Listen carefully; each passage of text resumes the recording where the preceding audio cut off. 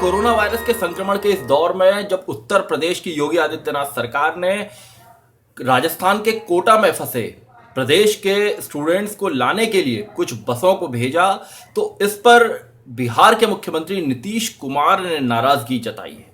नीतीश कुमार ने कहा है कि ये जो कदम है यूपी सरकार का, ये खिलाफ है लॉकडाउन के सिद्धांत के। उन्होंने कहा है कि इससे तो लॉकडाउन का जो मतलब है कि कोरोना वायरस के संक्रमण को फैलने से रोकना, जो इसका उद्देश्य है, वो पूरी तरह खत्म हो जाएगा। और अब इस मुद्दे पर आगे सियासत भी हो रही है और बिहार में राष्ट्रीय जनता दल के नेता तेजस्वी यादव ने एक तरह से नीतीश कुमार सरकार पर निशाना साधा है। आप देख रहे हैं सत्यहिंदी.com और आपके साथ हमारा ये जुड़ाव और बड़े और गहरा हो, इसके लिए डिस्क्रिप्शन में एक लिंक दिया हुआ है, इस लिंक पर जरूर क्लिक करें।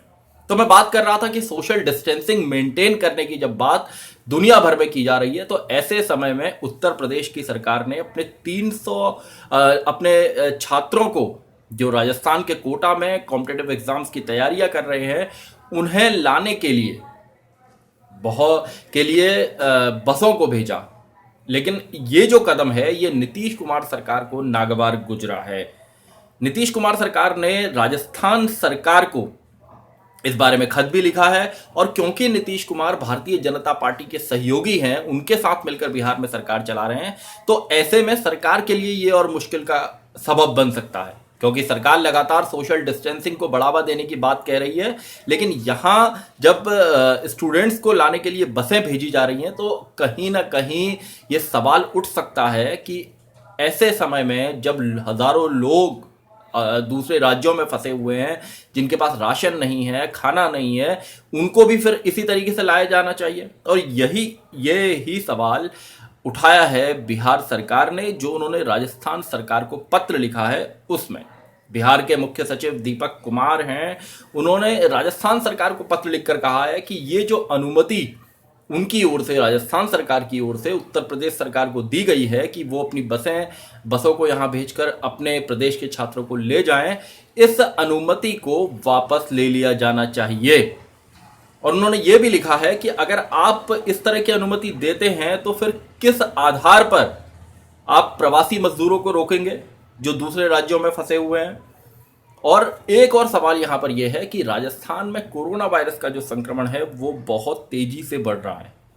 और ऐसी स्थिति में अगर राजस्थान के बहुत सारे स्टूडेंट्स उत्तर प्रदेश में वापस आते हैं, भले ही उनको 14 दिन के लिए क्वारंटीन किया जाए, और उसके बाद वो अगर अपने इलाकों में जाते हैं, क्योंकि ये जो वायरस है, इसके लक्षण कई बार बहुत समय बाद सामने आते हैं, तो ऐसी स्थिति में ये खतरा हो सकता है।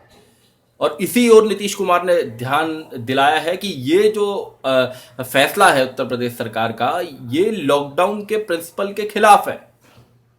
अब मैं आपसे बात करता हूं कि तेजस्वी यादव ने इस मुद्दे पर क्या कहा है। तेजस्वी यादव ने ये कहा है कि उत्तर प्रदेश सरकार ने तो ये कदम उठा लिया कि वो अपने लोगों को ले आए, लेकिन उन्होंने ये सवाल उठाया है कि जो बिहार के जो लोग बाहर हैं, उनको लेने के लिए सरकार कब चेतेगी, कब वो कदम उठाएगी। उन्होंने कहा है कि नीतीश कुमार सरकार आखिर अनिर्णय की स्थिति में क्यों है, और वो प्रवासी मजदूर जो हैं, छात्र जो हैं बिहार के, उनके साथ ऐसा बेरुखी भरा व्यवहार क्यों कर रही है। तो ये तो बात है सियासत की, लेकिन सवाल यहां ये खड़ा होता है कि अगर इस तरीके से हर राज्य सरकार दूसरे प्रदेशों में फंसे अपने लोगों को लाने के लिए बसों की अनुमति दे दे, उन्हें प्रवासी मजदूरों को लाने की अनुमति दे दे, बसें भेज दे, तो ऐसी स्थिति में तो हालात को कंट्रोल करना बहुत मुश्किल हो जाएगा। क्योंकि लगातार ये अपील की जा रही है कि अगर आप प्रवासी हैं, किसी दूसरे राज्य में फंसे हुए हैं, तो वहीं पर रहें। लेकिन अगर इस तरीके से स्टूडेंट्स आए, और लंबे समय से जो कोटा में स्टूडेंट्स उत्तर प्रदेश के फंसे थे, वो सोशल मीडिया पर एक माहौल बना रहे थे, कैंपेन चला रहे थे कि उन्हें उनके घरों तक पहुंचाया जाए, छोड़ा जाए। उनका कहना था कि वो खुद को क्वारंटीन भी कर लेंगे वहां पहुंचकर। लेकिन इसमें सवाल यही खड़ा होता है कि ऐसे में तो भारत के सारे प्रदेशों में एक दूसरे के प्रदेशों के लोग फंसे हुए हैं, तो उनको लाने के लिए भी वहां की राज्य सरकारें इस तरह से करेंगी, तो फिर लॉकडाउन का मतलब क्या रहा। लॉकडाउन तो बेमतलब हो जाएगा।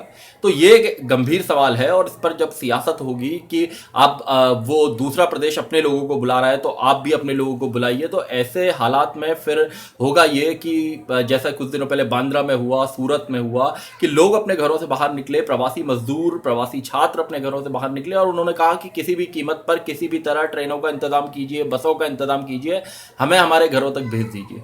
तो फिर लॉकडाउन का मतलब बेमतलब हो जाएगा, और ये जो हालात होंगे वो बहुत मुश्किल होंगे, क्योंकि संक्रमण अभी रुक नहीं रहा है। संक्रमण के मामले लगातार सामने आ रहे हैं। लखनऊ, आगरा और आप राजस्थान पूरा उठा के देखिए, इंदौर देखिए, मुंबई की तो, महाराष्ट्र की, दोनों की हालत ही खराब है। तो ऐसी स्थिति में ये जो स्थिति है कि आप बसें भेज दें अपने प्रवासी छात्रों को लाने के लिए, इसका जब विरोध भारतीय जनता पार्टी के अंदर के लोग करेंगे तो निश्चित रूप से मोदी सरकार के लिए मुश्किलें खड़ी होगी, क्योंकि उसी की सरकार, लगातार मोदी सरकार इस बात को कह रही है कि सोशल डिस्टेंसिंग को मेंटेन किया जाए। ऐसे में सोशल डिस्टेंसिंग मेंटेन होना बहुत मुश्किल होगा। सत्यहिंदी.com में आज के लिए बस इतना ही। ऐसे ही तमाम मुद्दों पर हमारी नजर आगे भी बनी रही। धन्यवाद।